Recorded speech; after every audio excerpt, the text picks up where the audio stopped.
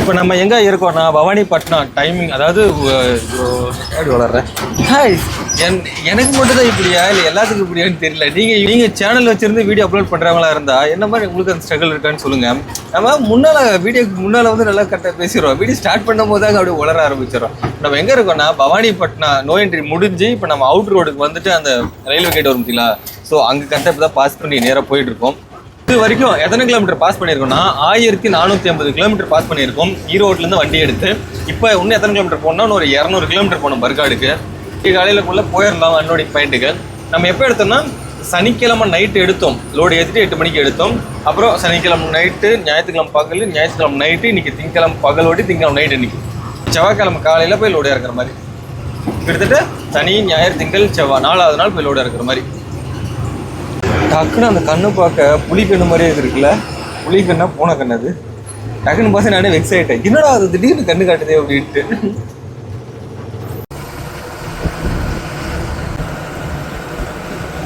Guys மணி வந்து 2 மணி ஆகுது. எங்கே இருக்கோம்னா பர்காடு வந்தாச்சு. இன்னும் ஒரு 20 கிலோமீட்டரில் அன்லோடிங் பாயிண்ட்டு லொக்கேஷன் வாங்கியாச்சு.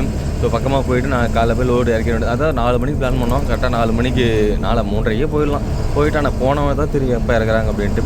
ஒருவேளை அன்றைக்கி ஏற்றுற மாதிரி தவிடு ஏற்றுற மாதிரி இருக்குன்னு எங்கள் டிரைவர் சொன்னாரா. எனக்கு அப்போ பொக்குன்னு போயிடுச்சிங்க. ஏன்னா போன நடம் லாஸ்ட்டாக போனோம்ல, அப்போ அப்படி தான் போயிட்டு இறக்கிட்டு தவிடு போய் ஏற்றிக்கிட்டு அங்கெல்லாம் ரொம்ப டிஃபிகல்ட்டாக இருந்துச்சு. அப்படியே ரோடு அது எப்படி சொல்கிறேன்னே தெரியலிங்க. செம்ம சிங்கிளான ரோடு. அதுலேயே 2 வண்டி போகணும் வரணும், ரொம்ப டிஃபிகல்ட் இருந்துச்சு. அது ஏற்றுற இடத்துலலாம் செம்ம சம்பவமாக இருந்துச்சு. அதெல்லாம் வீடியோலாம் எடுத்தேன். ஆனால் பென்ட்ரைவரில் எல்லாமே போயிடுச்சு. பென்ட்ரைவ் எடுத்து தொலைஞ்சி போய் எல்லா வீடியோவும் போயிடுச்சு. அதனால தான் கண்டினியூட்டி வீடியோ வந்து நான் அது போடவே இல்லை. ஏன்னா வந்து லாஸ்ட் வீடியோ நம்ம பண்ணும்போது எப்படி முடிச்சிருப்போம்னா போய் ஒரு சில லோடு இறக்கணும், அது வரைக்கும் முடிச்சிருப்பேன். அதுக்கப்புறம் கண்டினியூட்டியாக பண்ணியிருக்க மாட்டேன். அதுக்கப்புறம் இந்த வீடியோ தான் பார்ப்பீங்க. ஆனால் எனக்கு என்னென்னா இவ்வளோ நாள் வீடியோ போடுறேன்னே ஒருத்தர் கூட என்ன ப்ரோ கண்டினியூட்டி வீடியோ வரவே இல்லை, என்ன ஆச்சுன்னு யாருமே கேட்கலிங்க. எனக்கு ரொம்ப சங்கடமாக போயிடுச்சு. என்னடா அந்தளவுக்கு ஒருத்தர் மனசில் கூட வாடா நம்ம வீடியோ போய் நிற்கல அப்படின்ற மாதிரி எனக்கே ரொம்ப கவலையாகி போச்சு.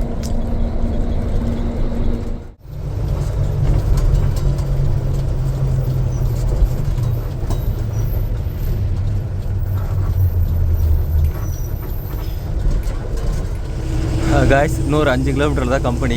ஏய் இப்போதான்டா போய் பஸ் ஏறினா அதுக்குள்ளே சிங்கிள் ரோடு வந்துட்டேன் அப்படின்னு கேட்டிங்கன்னா அந்த கூத்தையே கேட்குறீங்க. ரைட்டில் ஏறி உடனே ரைட்டில் இறக்கி சொல்லிட்டாங்க. எனக்கே பயங்கர காமெடியாக போச்சு. நான் ஹைவே ரொம்ப தூரம் போகணுன்னு நினச்சேன். ஹைவே ஏறினா அடுத்ததுலேயே டக்குன்னு இறங்கிட்டேன். அகைன் சிங்கிள் ரோடே வந்துச்சு. ஆக்சுவலாக அதுவும் பைபாஸ் தான், யாருமே இல்லாது.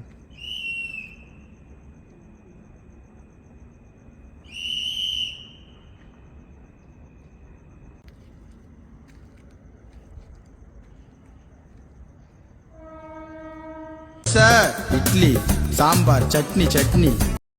நண்பர்களே காலையில் மணி 11 மணி ஆகுது. என்ன ஆச்சுன்னா லோடு இறக்க ஆரம்பிச்சிட்டோம். அதாவது காலைல வந்தவனுக்கு காலையிலேருந்து என்னடா நடந்துச்சு அப்படின்னு கேட்டிங்கன்னா ஃபஸ்ட் நான் டீட்டெயிலாக சொல்கிறேன். நம்ம வந்து பர்காடுக்கு முன்னால் ஒரு 50 கிலோமீட்டருக்கு முன்னால் நான் டியூட்டி மாற்றி விட்டார். 1 மணிக்கு டியூட்டி மாற்றி விட்டார். நான் 11 மணிக்கு படுத்தேன். 2 மணி நேரம் கழிச்சு எந்திரிச்சிட்டேன். லொக்கேஷன் கொடுத்துட்டு நவீன் இங்கே தான் போனோம், நீ இந்த இடத்துக்கிட்ட போய் லொக்கேஷன் போட்டுக்க, அங்கேருந்து போய்க்கலாம் அப்படின்னா சரி ஓகே அப்படின்ட்டு போயிட்டேன். அதே மாதிரி ஸ்பாட்டுக்கு வந்துட்டு அந்த வீடியோவில் பார்த்துருப்பீங்க. இப்போ குழம்பிடுவேன் இல்லைன்னா நானே நைட்டு 1 மணிக்கு வந்து நிறுத்தணும். கம்பெனி பேர் தெரியாமல் எங்கே இருக்குன்னே தெரியாமல் ஒரு இடத்துல லொக்கேஷன் கொடுத்தாங்க, அங்கே கொண்டாந்து நிறுத்தியாச்சு. பில்லில் செக் பண்ணுறோம், பில்லுலேயே நேமும் கிடையாது, அட்ரஸும் கிடையாது. ஏன்னா நம்ம லொக்கேஷன் வந்துட்டு ஓகே, ஆனால் எங்கே நிறுத்துறது, where is the place company. அது போனால் எல்லா வீடுங்களாக இருக்குது, ஒரே ஒரு குடோன் இருக்குது, அது பக்கம் எல்லாமே வீடாக இருக்குது. திருட்டு பையமா ஏன்னா ஏற்கனவே உங்களுக்கு தெரியும் நம்ம கர்நாடகாவில் பேட்டரி தொலைஞ்சு போச்சு, திருட்டிட்டாங்க அப்படின்ட்டு.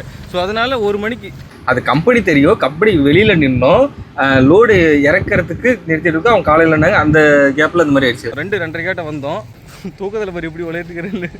2:30 மணிக்கு வந்தோம். அப்போல நம்ம டிரைவர் தூங்க சொல்லிவிட்டு நான் விடிய முடிச்சிருந்தேன்.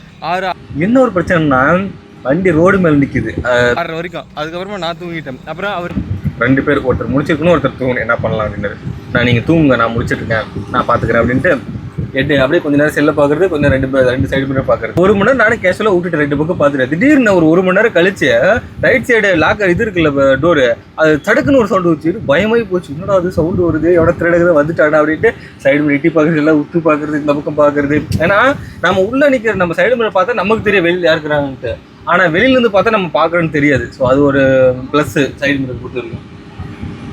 அதனால் பார்த்து யாரும் இல்லை. அப்புறமா ஒரு 6-6 ஆச்சு. நானும் அப்புறமா எழுந்திரிச்சு போய் கம்பெனியில் போய் விசாரிச்சாங்க. அப்புறம் கம்பெனி கண்டுபிடிச்சி அப்புறம் போய் கேட்டதுக்கு ஃபஸ்ட்டு அங்கேயே அன்லோடிங்க, முன்னால் ஒரு வண்டி இருக்குது, வெயிட் பண்ணுங்க அப்படின்னாங்க. நம்ம வண்டி அங்கே இறக்கிட்டு இருக்கு. அதுக்கப்புறம் என்ன சொன்னாங்க, ஒரு அரை மணி நேரம் 1 மணி நேரம் கழிச்சு வேறு பக்கம் குடோன் இருக்குது, அங்கே போய் இறக்கிங்க அப்படின்னு சொன்னாங்க. அது ரொம்ப கிரிட்டிக்கலாக இருந்துச்சு. நான் ரோடு வரும்போது காட்டுறேன். ஏன்னா தூக்கத்திலே வந்தேன். எனக்கு என்ன நடக்குதுன்னு ஒன்றுமே புரியல. கிட்டத்தட்ட வண்டியில் ஏறியேன்னு நான் 2-3 நாள் சரியாக தூக்கவே இல்லைங்க. அது நேற்று முன்னத்தில் சுத்தமாக இல்லை. அப்படியே இது கிடைக்கிற நேரம் அந்த 2 மணி நேரம் 3 மணி நேரம் தூக்கம். அதனால தான் 6:30 படுத்தேன். அப்புறம் 10 மணிக்கு ஒரு வண்டி எடுத்துகிட்டு வந்தார். நான் 60 உட்காந்துக்கிறவனாட்ட உட்காந்துட்டு இருந்தேன். வீடியோலாம் தூக்கத்தில் எடுத்துருந்தேன். அது வீடியோ போட்டு விட்றோம் பாருங்க. நண்பர்களே, காலைல மணி 10 மணி ஆகுது. எங்கே இருக்கோம்னா லோடர் கம்பெனியில் தான் இருக்கும். பின்னாடி தெரியும் பார்த்தீங்களா, அதுதான் கம்பெனி. நைட்டு வந்து ஒரு மணிக்கு வந்தோம். வந்துட்டு அப்புறம் அங்கேயே நிறுத்திட்டு படுத்துட்டோம். அடிக்கிற வெயிலுக்கு பாயெல்லாம் கழட்டி கயிறுலாம் அவுத்து அப்படியே மண்டை காஞ்சி போச்சு. அது கொஞ்சம் நேரம் ரெஸ்ட் எடுத்துகிட்டு அப்புறம் பாத்திரம்லாம் கழுவிட்டு இப்போ சமையல் நடந்துட்டுருக்கு. இப்போ நான் எங்கே போனேன்னா போய் முட்டையும் வெங்காயமும் வாங்கிட்டு இப்போ வண்டியோட வந்தாச்சு. ஸோ நம்ம வண்டி இங்கே நிற்கிது. 360.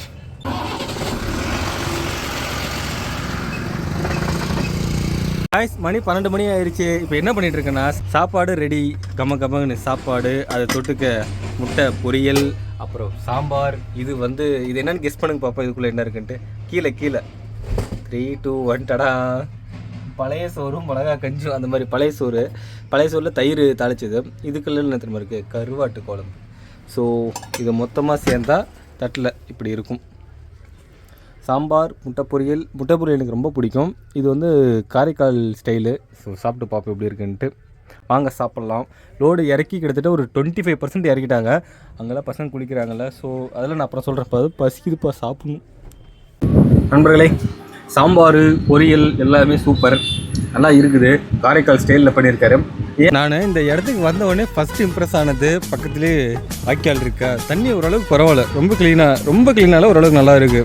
பார்த்தேன்னா பாயெல்லாம் கழட்டிட்டு கயிறுலாம் அவுத்துட்டு சமையெல்லாம் செஞ்சுட்டு உடனே போய் உள்ளே உளுந்தவன் தான். ஒரு 1/2 hour உள்ளே எழுந்திரிச்சிட்டு அப்புறம் குளிச்சுட்டு ஆட்டிக்கு அப்படி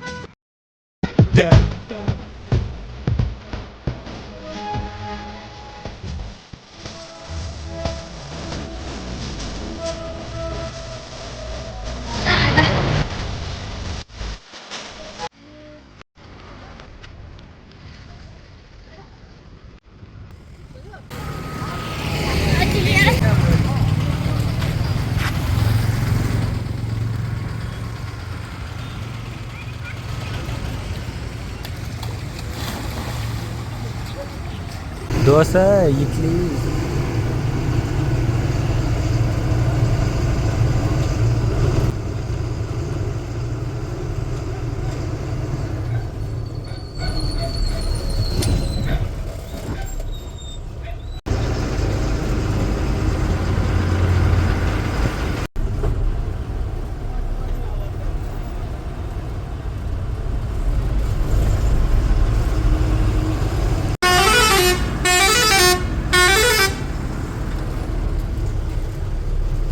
நான் ஏன் காரைக்கால் விரும்புகிறேன்னா, நான் ஒரு தடவை காரைக்கால் ஒருத்தவங்க வீட்டுக்கு போனேன். அங்கே பூண்டு குழம்புன்னு நினைக்கிறேன், சம்திங் பூண்டு குழம்பு வச்சாங்க. சூப்பராக இருந்துச்சு, டேஸ்ட்டாக இருந்துச்சு. அதாவது கொஞ்சம் எப்படின்னா, வெல்லம் போட்டு உப்பு சக்கரெல்லாம் போட்டு நார்மலாக செஞ்சாங்க. அது அப்படியே நான் வெள்ளத்தை போட்டு சமையலை நான் ஃபஸ்ட் டைம் சாப்பிட்றேன்னா, நான் என்ன நினச்சேன், வெள்ளம் நிறைய போட்டாங்க, இனிப்பாக இருக்கும், எப்படி அது சாப்பிட்றது, காரமாக தான் சாப்பிட்றது நல்லாயிருக்கும் அப்படின்னு நினச்சேன். ஆனால் இனிப்பாக போட்டோன்னே அது சூப்பராக இருந்துச்சு, நல்லா ஒரு டேஸ்ட்டாக சொல்ல தெரியல, சூப்பராக இருந்துச்சு. நீங்கள் வேணால் ட்ரை பண்ணி பாருங்கள், பூண்டு குழம்புல வெல்லம் போட்டு. அதுக்கப்புறம் நான் அடிக்கடி வீட்டில் செஞ்சு சாப்பிட்றது உண்டு. ஸோ அதனால் காரைக்கால் டேஸ்ட் எனக்கு ரொம்ப பிடிக்கும். காரைக்குடி டேஸ்ட்டு அதெல்லாம் நல்லாயிருக்கும். ஸோ நாங்கள் ஒரு ஜட்ஜ்மெண்ட் பண்ண ஒரு வேளை இதுவாக இருக்கலாம் அப்படின்ட்டு. ஆனால் கன்ஃபார்ம் கிடையாது. ஏன்னா அந்த இதுலேயும் போர்டு கம்பெனி நேம் எதுவுமே கிடையாது. அது இல்லை பண்ணணும் முன்னாடி வாங்க அப்படின்னாலும் போய் தான் வேணும். அது பிரச்சனை இல்லைங்க. அந்த ஓரமாக படுத்துக்கிட்டு அந்த பக்கம் ஒரு 4 பேர் ரொம்ப நேரம் நின்றுட்டே இருந்தாங்க. விடிய ஆனால் அவங்கள பார்த்துட்டே இருக்கிறது கண்ணு போடுறது. அப்புறமா ஒரு கட்டத்துக்கு மேலே தூங்கிட்டேன். அப்புறமா அந்த ஓரமாக படுத்துட்டு இருக்கான். வெயில் சுருன்னு அடிச்சுருக்குது, வெயில் உடம்பு ஃபுல்லாக வெயில் இருக்குது. அப்படியே தூங்கிட்டு இருக்கிறேன். அந்த அளவுக்கு ஃபுல்லாக செம்ம தூக்கம். ஏன்னா நான் சரியாக தூங்கிய 3 நாள் ஆகி போச்சுங்க. வந்த நாள்னு சரியாகவே தூக்கம் இல்லை. எதனாலனா உங்களுக்கு அப்படி இருக்கான்னு கமெண்ட்ல சொல்லுங்கள். நான் 3 மாதம் வீட்டிலே இருந்துட்டு நல்லா சொகுசாக தூங்கி பறிக்கிட்டு, லாரியில் வர தூக்கமே வர மாட்டேங்குது. அந்த பெட்டு கம்ஃபர்டபுளாக இல்லை, ரன்னிங்கில் இருக்குது, ஜோல்டி விட்டா டக்குன்னு முடிச்சுக்கிறேன். எனக்கு அந்த 2 நாள் நான் பட்ட கஷ்டம் இருக்கு. பாபா அதனால தான் நான் வீடியோவே எடிட்டிங் பண்ணல. இப்போ இதுக்கப்புறம் தான் உட்காந்து எடிட்டிங் பண்ணோம். இல்லைன்னா நல்லா இன்றைக்கி ஃபுல்லாக தூங்கி ரெஸ்ட் எடுத்துகிட்டு ஈவினிங் மேலே தான் எடிட்டிங் பண்ணி இப்போ பப்ளிஷ் பண்ணணும். இட்லி சாம்பார் சட்னி சட்னி தோசை இட்லி சாம்பார் சட்னி சட்னி